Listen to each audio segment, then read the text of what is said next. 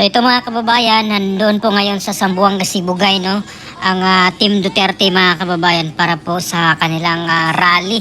At tingnan natin mga kababayan, ang daming tao na nandoon ngayon sa Ipil, Zamboanga, Sibugay.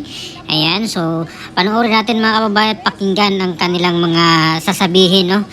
Dito po sa mga taga Zamboanga, Sibugay. Ayan. PDP laban, may integridad, may isang salita, may bayag. Boboto nyo ba? Numero 30 sa balota, JB Hinlo. Totoo ba yan? Boboto nyo ba? Hindi lang nakarating ngayon, pero international lawyer din nito. Loyal po sa mga Pilipino, loyal kay Tatay Digong, loyal sa PDP laban. Attorney Raul Lambino, numero 34 sa balota. Sibugay, parinig nyo! Iboboto nyo ba? Yung unang nagsalita dito kanina, na para sa akin, sa Kongreso, pinakamagaling na mambabatas.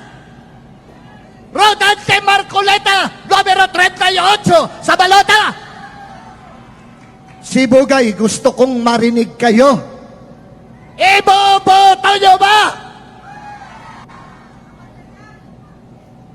Ngayon, mapunta naman tayo sa doktor. Numero 42 sa balota.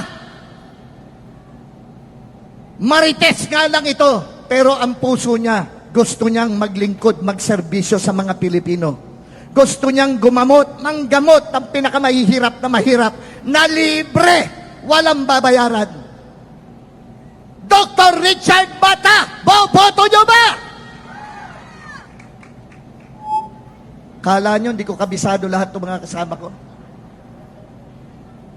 Yung isang brilliant na abogado na nagsalita dito kanina, nire-representa ang isang magaling na tao, spiritual na tao, na walang ginawa ko hindi ipagdasal ang ating sambayan ng Pilipinas. Numero 53 sa balota, Pastor Apollo Kibuloy! Isa ko pang kapatid, abogado din. Napakagaling, napakatapang, dala rin ang bayag kahit saan siya nakatayo. Maistog, Attorney Vic Rodriguez, number 56 sa balota. Ano pa ang hahanapin nyo? Ano pa ang hahanapin nyo sa lineup ng integridad? Ano pa ang hahanapin nyo sa lineup ng paglalaban lamang ay ang inyong mga karapatan? PDP laban! PDP laban! PDP laban! Ngayon, kailangan natin ng mga party list. Mamili kayo. 3 lang ito, nandito. Uunahin ko na. ABP party list.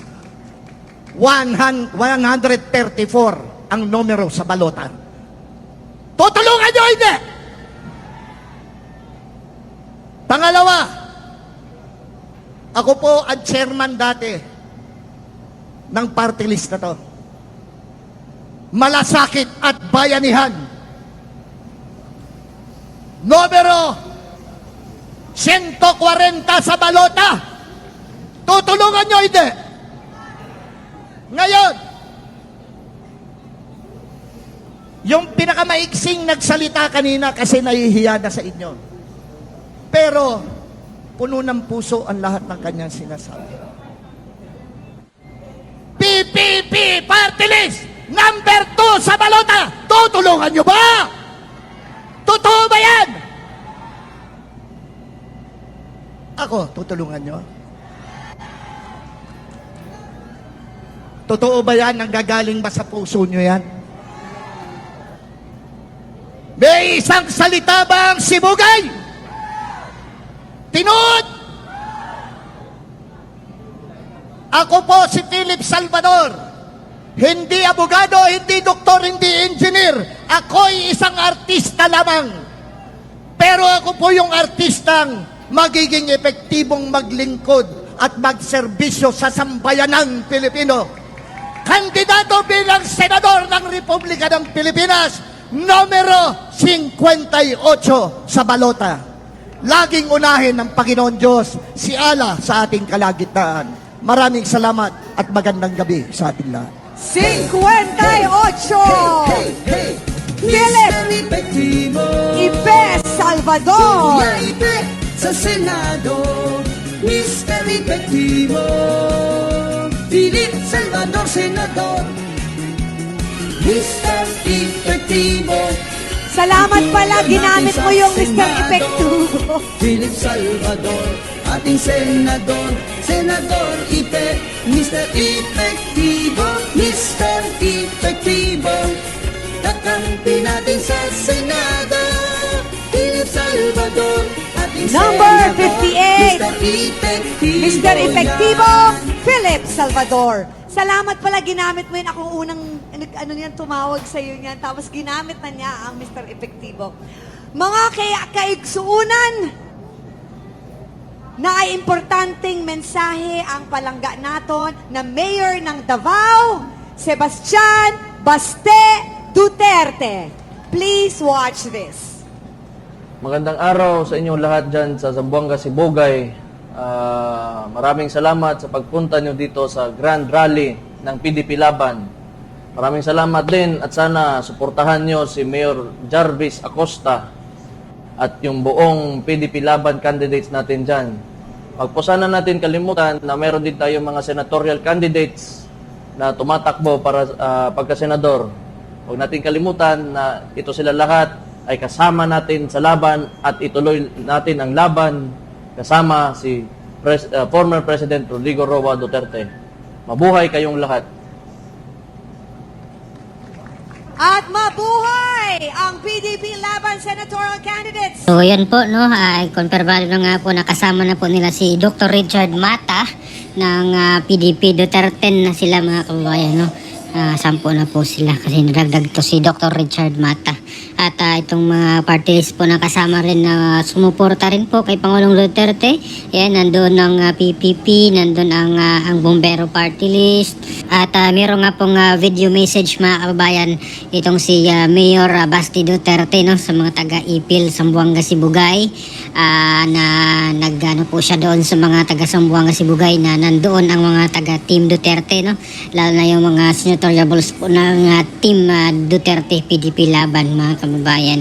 At pati na rin ng local candidates po, no, ng PDP. Nandun yung mayor ng Ipil na tatakbo pong congressman sa kanilang lugar, mga kababayan. At hindi nga po nakapunta, mga kababayan, itong si Attorney Lambino, no, doon sa Zamboanga, Sibugay, kasi kaninang umaga ay meron po siyang caravan from Davao City papunta ng Jensan. At nagkakaroon din po sila ng minerali doon kasama ang tatakbong mayor po ng Jensan, no, ng pambato rin po ng PDP na si Mama Rosalita Nunez. Ayan, siya po yung tatakbong mayor doon. At nagkaroon sila ng konting program din doon at hindi na po yata nakaabot, no, or hindi na po kinayan ni Atty. Lambino na sumunod doon sa Zamboanga, Sibugay. Kaya hindi po siya nakadalo. At pati si Senador Bongo at Senador Bato de la Rosa ay hindi rin naman po nakapunta doon sa Zamboanga, Sibugay. Pero meron naman po silang mga representatives doon na humalili sa kanila, mga kababayan. At yun, no, mga kababayan, maraming tao nga po ang pumunta kahit na umulan doon sa Zamboanga, Sibugay.